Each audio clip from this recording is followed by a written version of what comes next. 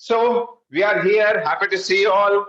Welcome, आप सभी का स्वागत, आप सभी को नमस्कार, बड़ों को प्रणाम, छोटों को प्यार। हम यहाँ उपस्थित हैं सक्सेस ब्लूप्रिंट 2023 में। दोस्तों, सक्सेस ब्लूप्रिंट 2023 के पहले भाग में हमने ऐसी बहुत सारी रोचक जानकारियां आपके साथ साझा की थी, ऐसी लर्निंग्स आपके साथ साझा की थी जो कि आपको सक्सेस के पाथ पे ले जा सकती हैं। ये आपके सक्सेस का ब्लूप्रिंट तैयार कर सकती हैं 2023 में। और उन्हीं बातों को हम आगे बढ़ाते हुए हम आपके साथ उसका लेकर के आए हैं 2.0, यानी कि एक और वर्जन जिसमें और भी बहुत सारी बातें होंगी जो कि आपको हेल्प करेंगी कि आप कैसे सक्सेस पा सकते हैं। चलिए अब आगे बढ़ते हैं। पैसे से शुरू हुआ, पैसे को अट्रैक्ट किया, कार में बैठे, डिसाइड किया कि कौन सी कार लेनी है, और अब कार लेने के लिए पैसा तो चाहिए। तो फिर से हम पैसे की बात करते हैं, और पैसे की बात करने के लिए हम बुला रहे हैं अगले स्पीकर को जो कि आपको पैसे के बारे में बताएंगे, मनी मैनेजमेंट के बारे में बताएंगे। So please welcome mister Sitaram Shaw. नमस्कार दोस्तों, नमस्कार। सबसे पहले तो सबको थैंक यू बोलना चाहता हूँ। सारे लीडर आज सब मनी का ऊपर ही बताए, मनी मनी मनी मनी। तो मनी है क्या? इसको जब वहां से आप पैसा कमा के आइएगा ना, तो मैं बताऊंगा जो आपको मनी मैनेजमेंट क्या होता है। दोस्तों, मैं इसीलिए मैं लास्ट में जो पैसा को कमा के आइए उधर से, और इधर आप अपना लाइफ को, आर्थिक स्थिति को मजबूत कर सकते हैं, और मजबूत करके आप एक सफल इंसान बन सकते हैं। दोस्तों, आप लोग तैयार है मनी मैनेजमेंट के सीखने के लिए? तो फटाफट चैट बॉक्स में लिखिए यस। तो पैसा कमा करके हम कैसे अपना उपयोग करें। तो चलिए आज जोश के साथ में मनी मैनेजमेंट सीखें। आप विश्वास करें या न करें, जाने अनजाने में जिन्होंने मनी मैनेजमेंट को किए हैं उन्होंने एक रिचेस्ट मैन बन गए, और जिन्होंने मनी मैनेजमेंट का बारे में उपयोग नहीं किए हैं उन्होंने एक तहे दिल तक ही रह सके। तो चलिए दोस्तों, मनी मैनेजमेंट है क्या? मनी मैनेजमेंट, इसका आगे वेबिनार में मैं सिखाया था आप लोग को the 5 basic pillars of money management. पहला था अर्निंग मीन्स कमाना, उसका बाद था सेव एंड इन्वेस्टमेंट, उसका बाद था रक्षा करना, उसका बाद था खर्चा करना, उसका बाद था उधार का जिंदगी का बात बताया था, 2 पहलू। चलिए ये सब तो आगे अगला सीरीज का था। इस नया सीरीज में क्या मैं आप लोगों के साथ में शेयर करने जा रहा हूँ, ताकि इतने जितना भी लीडर आप लोगों के साथ में शेयर किए हैं उस लीडर को थैंक यू करना चाहूंगा, क्योंकि उन्होंने सारे के सारे सब पैसा का ही बारे में बताए। आज 2023 हम लोग के लिए जितना भी यहाँ पर इंसान भाई बहनों बैठे हुए हैं सबके लिए पैसा बचेगा ही, 100 नहीं 200%। क्योंकि शुरू से ही हम लोग जनवरी का से ही हम लोग मनी का ऊपर आकर्षण करते हैं। तो पैसा तो आना ही है, तो पैसा आएगा तो उसको रखिएगा कैसे, मैं आप लोगों के साथ में शेयर कर रहा हूँ मेथड ऑफ मनी मैनेजमेंट का। चलिए, सेव एंड इन्वेस्टमेंट, इसका बाद मैं बता रहा हूँ सेविंग और इन्वेस्टमेंट कैसे किया जाता है।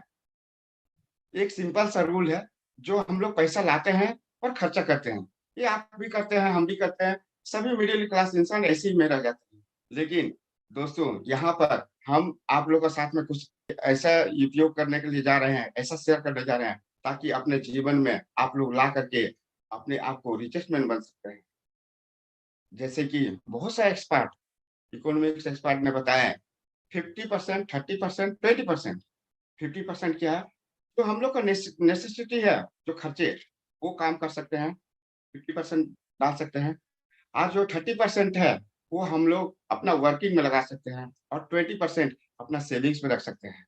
चलिए दोस्तों, इसका बाद जिम रोहन जी ने बहुत ही अच्छा एक सब्जेक्ट दिया है मनी मैनेजमेंट का ऊपर। 70%, 10%, 10%, 10%। दैट मीन्स 70% अपना नीड पर खर्चा करना है, जो कोई भी चीज है, जैसे घर का कोई भी काम है उस पर खर्चा करना है। 10% अपना सेविंग्स में करना है, और 10% चैरिटी में दान देना है, और 10% भविष्य के लिए इन्वेस्टमेंट करना है। तो ये जिमरन जी का थे।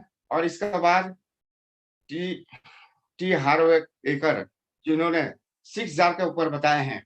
ये आज का मुद्दा मैं यही सिखाने जा रहा हूँ। मैं आज को इसको पूरा विख्यात में बताऊंगा, जो आप अपना रेशियो के हिसाब से डाल सकते हैं किंतु ये हैबिट हमेशा रखना पड़ेगा, तभी जा करके आप और हम एक सक्सेस रिचेस्ट मैन बन सकते हैं। चलिए दोस्तों, आगे बढ़ते हैं। 50%, 50% कहाँ खर्च करना है?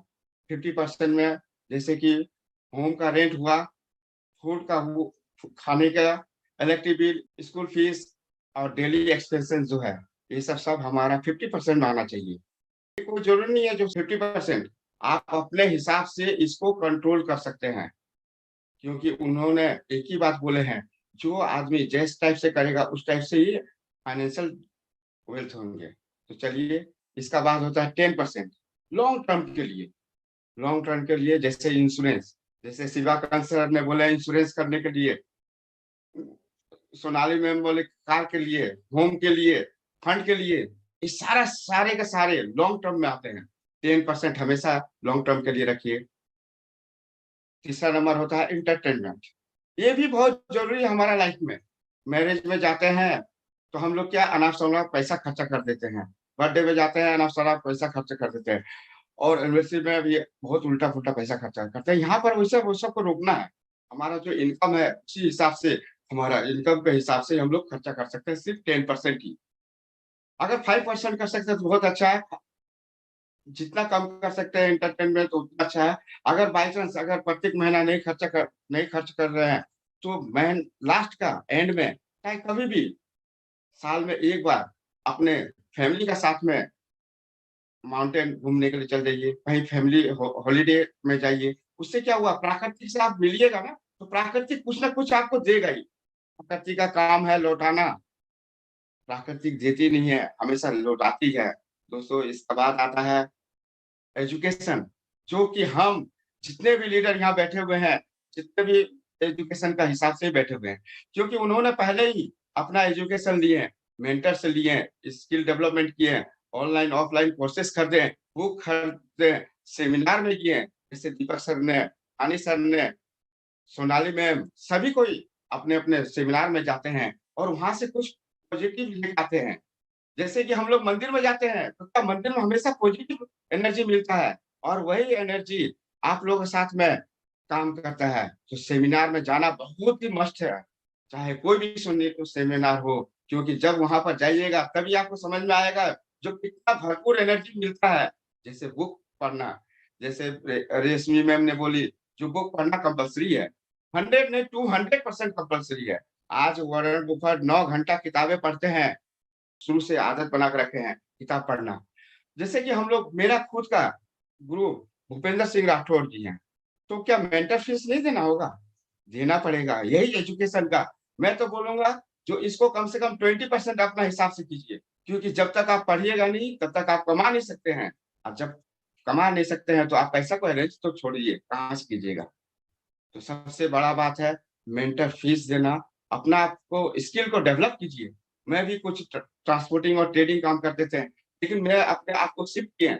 आज लीडरशिप ट्रेनिंग दे रहे हैं, एजुकेशन ट्रेनिंग दे रहे हैं। क्यों? क्योंकि अपने आप को चेंज किए। दोस्तों, यहाँ पर आप अपना हिसाब से लगा सकते हैं, जो मेरे को कितना आगे बढ़ना है। If you can learn, you can earn. जब तक आप पढ़ नहीं सकते हैं, तब तक पैसा नहीं कमा सकते हैं। अब रह गया फ्यूचर गोल। फ्यूचर गोल में क्या है? स्टॉक मार्केट कर सकते हैं, बॉन्ड ले सकते हैं, म्यूचुअल फंड ले सकते हैं, रियल एस्टेट में पैसा लगा सकते हैं। मैं भी एक लगाया है रियल एस्टेट में पैसा, क्योंकि मेरा वहाँ से इनकम आता ही है। बिज़नेस में आप ग्रोथ कर सकते हैं और सबसे कुछ नहीं समझ में आया तो एसआईपी कर लीजिए। साधारण सा चीज़ है, अगर कुछ नहीं समझ में आए तो एसआईपी कर लीजिए, क्योंकि एसआईपी करने से आपको बर्डन कम होता है और बर्डन कम होने से क्या है, आप दूसरा जगह भी काम कर सकते हैं। लेकिन एसआईपी करना इसलिए ज़रूरी है, 18 साल का लड़का अगर 40 साल तक अगर एसआईपी अगर ₹500 भी करे, तो कितना इन्वेस्ट होता है? मुश्किल से मुश्किल 2,10,000 रुपया। लेकिन आप लोगों को मालूम नहीं है, जो ये 2,10,000 रुपया ये कहाँ से कहाँ बढ़ जाएगा, एक कंपाउंडिंग, जो कि 8वाँ अजूबा है। सभी ने कंपाउंडिंग इंटरेस्ट को 8वाँ अजूबा माना गया और इसी के चलते एसआईपी अगर 2,10,000 रुपया किए हैं, सपोज़ मैं ₹500 करके बोल रहा हूँ एक चिल्ड्रन को, जो कि पॉकेट मनी से अपना निकाल करके उसने जमा किया, तो 40 साल के बाद मो मिनिमम कम से कम 35 लाख रुपया खड़ा हो रहा है। दोस्तों, एसआईपी का इतना ताकत है। आप लोग देखिएगा, गूगल में जा करके एसआईपी कैलकुलेटर निकाल करके, और मात्र में बच्चे लोग को आदत दे दीजिए, उसको हैबिट में डाल दीजिए, एसआईपी तुम 500 ही करो, अपना पॉकेट मनी से करो। देखिए कितना दिन के बाद कितना बहुत आगे बढ़ जाएगा। छठा नंबर जो है सबसे मजे का चीज, जैसे अभी दीपक सर ने बताया, सर रतन टाटा के बारे में। सर रतन टाटा जिन्होंने 62% उनका शेयर होल्डर है और 61% दान देते हैं। आज तक एशिया में सिर्फ एक सर रतन टाटा जी हैं जिन्होंने सबसे ज्यादा चैरिटी करते हैं। उन्होंने नीडी पर्सन के लिए कितना हॉस्पिटल खोले हैं, कितना स्कूल खोले हैं, कितना मनुष्य को खाना खिलाते हैं, यहाँ तक कि जानवर तक को उन्होंने खुद अपने चैरिटी का हिसाब से डोनेट करते हैं। ये उन्होंने पूरा इंडिया के लिए बहुत सारा कंट्रीब्यूट करते हैं। दोस्तों सारा कुछ कीजिए या न कीजिए, सुबह से उठ करके सबसे पहला काम है दान देना। जैसे मैं आपको पहले ही बताया, प्रकृति का नियम है, देती नहीं है वो हमेशा लौटाती है।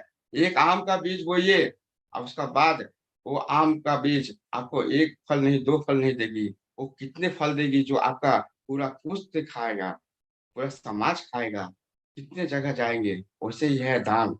दान जितना दीजिएगा उतना ही आगे बढ़ जाइएगा, क्योंकि दान का मतलब ये नहीं जो हमको पैसा ही आना है। दान का मतलब ये है जो खुद को अच्छा कर्म करने में, उसमें डेवलप कीजिए अपने आप को, और डेवलप करने के बाद देखिए उसको कितना और आगे बढ़ सकते हैं। अपने लिए तो सभी कोई जीते हैं दोस्तों, अगर मैं किसी काम का आए इस देश के लिए तो बहुत बड़ा बात है। दोस्तों भारत माता को फिर से हम लोग को सोने का चिड़िया चिड़िया कहलाना है, तो हम लोग को दान देना ही पड़ेगा। पहले पैसा तो कमाना है, पैसा कमा करके पहला काम है दान देना। दोस्तों मैं सबसे पहले बात बता हूँ, ये अपना मेथड है मनी मैनेजमेंट का, आप जिसमें भी यूज कीजिए। मेरा तो सबसे अच्छा 6000 लगा, मैं अपना 6000 यूज कर रहा हूँ। 6 महीना पहले ये कोर्स मैं पढ़ा और इसका पर रिसर्च करके मैं एसआईपी करना स्टार्ट कर दिए। कुछ नहीं समझ में आया तो एसआईपी तो करना स्टार्ट कर दिए, और उसी टाइप से अपना पैसा को डिवाइड करके आज मैं गेनर है। और ज्यादा नहीं दोस्तों, मैं रिक्वेस्ट करूंगा आप लोग को, जो मिनिमम 21 महीना करके देखिए, आपका लाइफ अगर चेंजिंग नहीं हो गया तो फिर मेरा नाम बोलिएगा। जो नहीं, एक सीताराम साहू आया था, ये झूठा वादा बोल के गया। सिर्फ 21 महीना करके देखिए। थैंक यू दोस्तों, और मैं ज्यादा नहीं समय लूंगा। Thank you all of you, thank you. बहुत बहुत शुक्रिया सीताराम जी, आपने जो पैसे के बारे में, मनी मैनेजमेंट के बारे में जो बातें बताई हैं, आंखें खोल देने वाली है।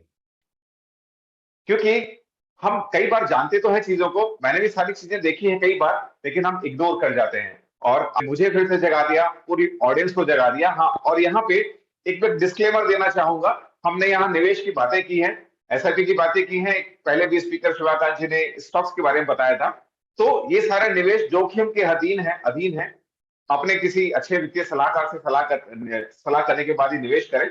हाँ, लेकिन हम आप यहाँ एनकरेज जरूर कर रहे हैं इन्वेस्टमेंट करने के लिए, ताकि आप पैसे को ग्रो करें, लेकिन सही सलाह के बाद, अच्छे डिसीजन लेने के बाद।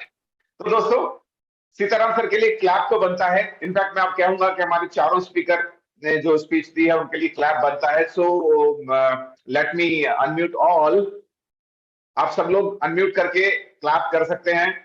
Thank you Sitaram sir.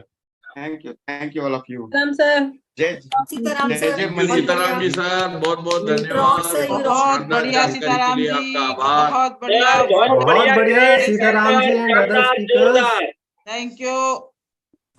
Congratulations, that was a great presentation. अच्छे से आपने मनी मैनेजमेंट के बारे में बात की। Great sir, thank you, thanks to all of you कि आपने हमारे स्पीकर्स का इतना अच्छा एनकरेजमेंट किया है। जी, इन्होंने बातें की हैं मनी मैनेजमेंट के ऊपर। 3 बातें इन्होंने कही, best place for investment, smartest way to use money, money discipline. आप लोगों को क्या अच्छा है? वाह, मैक्सिमम लोगों को अच्छा लगा मनी डिसिप्लिन। हमारे अंदर डिसिप्लिन होना चाहिए मनी को इन्वेस्टमेंट करने के लिए।